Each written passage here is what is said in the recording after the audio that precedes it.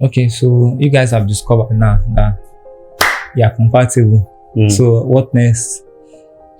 Yeah, so this whole thing runs as a process. So we may not necessarily, while you're dating, you may not necessarily have to do test 1. I will check this, test 2. The next day I will not test, Yeah. As you begin to spend time with them, you can be checking all these tests. So the next test I want to talk about is the test of accountability. The scripture in Hebrews 13 verse 17 says, obey those who have the rule over you. Right? So one of the most dangerous places to be as a person is to be in a place where everyone is cheering you on. When you err, you don't have anybody who can say, bro, you stepped out of the well. You need to get back in track. It's a very dangerous place to be, especially as single. So I'd usually counsel ladies, don't get married to him if he doesn't have anybody in his life that can call him to order. Don't get married to her if she doesn't have anybody that can sit her down and tell her what to do. If I vex, they're not a video me. Nobody if they talk to me.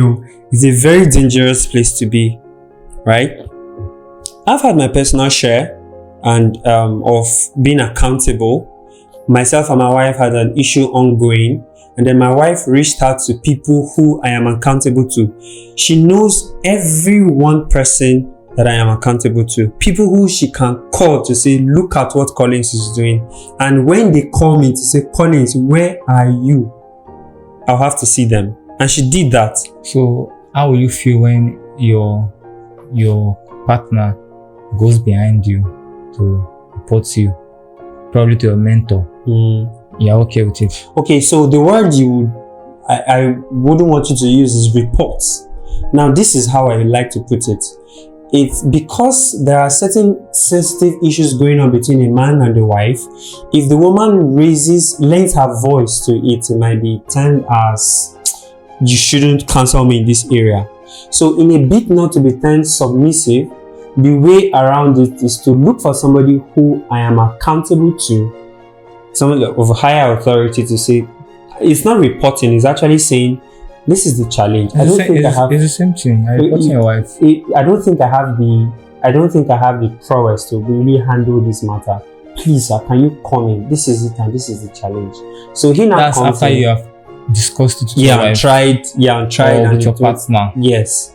And it's something that people should discuss before they even get married. That's the reason for this podcast. Get to know the person who they can talk to, who can talk to them, and then they will listen to. So in that sense, I'm very okay. Like I said, I had I had a fair share of this, and they called me to order, and I made amends, and the whole matter was resolved. I don't really buy the idea for my partner to, if we are dating and you cannot talk to me directly and I change, then I don't see the need going to my back, or even with my consent, going to meet probably my mentor or someone who is older than me, or an elderly family member, or someone with wisdom to counsel me. If it starts like that, it's going to end like that. In your marriage, there will be problem, and you always call a third party to settle. Okay, so this is the balance. It's not at every instance that should happen. I believe it should not even happen at all. There are many people who don't have intelligence on conflict resolution. I think there needs to be a course on conflict resolution in homes, because you're always going to have conflict. So in a scenario where the both of you have talked about it, talked over and over about the matter, and it's still persisting, and you know that discussing it further might lead to friction in a way that might be unpleasant, is a good time to review. Well, not to look down on you or anything, but people who are married understand it, that most times,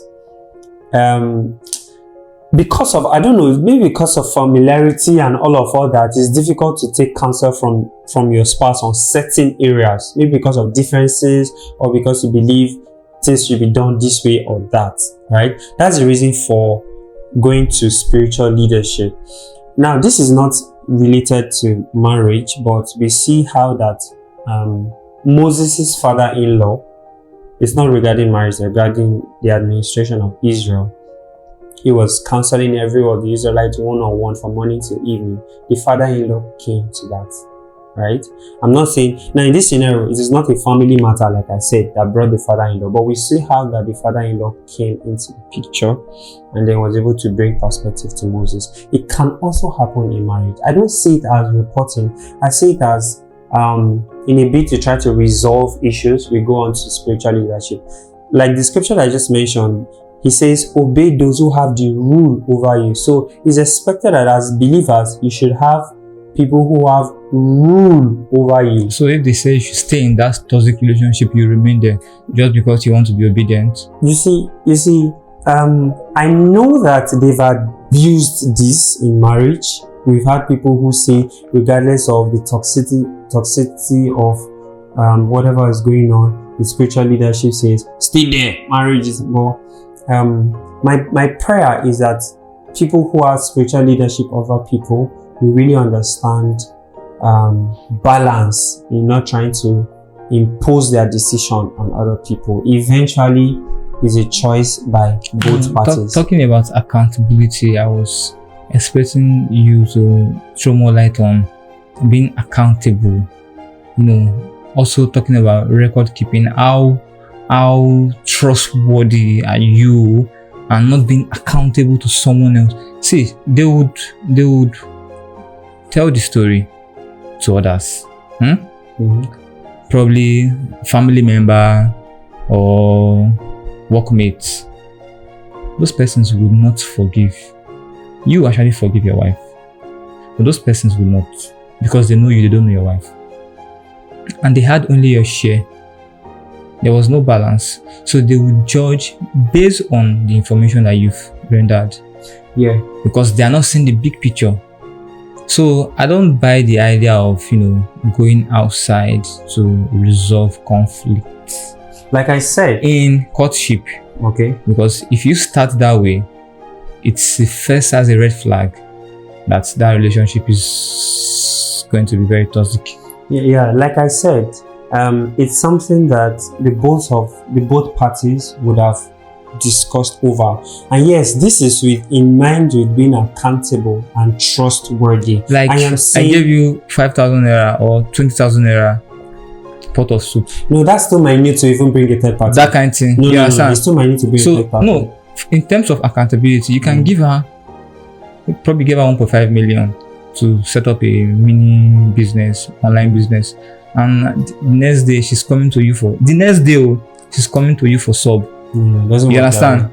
She's not accountable. And that's the aspect I'm looking at. Yeah. Not being obliged to receive principal authority. Yeah. And really, I get what you're trying to say. The first person that the woman should be accountable to is the husband in the home. And it should start from relationship. Yes, it should start from relationship. So you've got to be looking at all these things. That's why some guys tell you that they cannot get married to anyone that's older than them except she has money more than them. A friend of mine said he wants 10 years age gap. And a lot of our young girls now prefer to marry elderly men because they believe they will take care of them well, and their libido is very low. They will not worry them too much on bed like the young guy would. You want to everything, and they feel loved. They feel at rest with elderly men. I don't know if you buy my idea why a lot of our girls now want to be with big men, old men with big belly and the rest. Sugar daddy doings. Well, marriage is a choice, irrespective of age or societal status. Is a choice. If a woman feels the Lord is leading her to a man who is way older than her, and she feels this is the will of God, it's fine.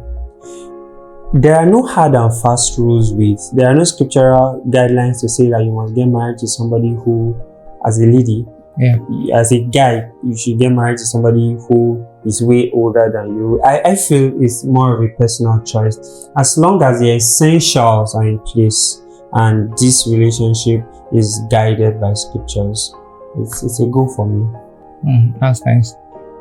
So you've discussed just 6 tests, right? Yeah. So what's the last? You said you're going to be talking about 7 essential tests. Yeah. So now we're going to the last test. Yes, the last test is actually the test of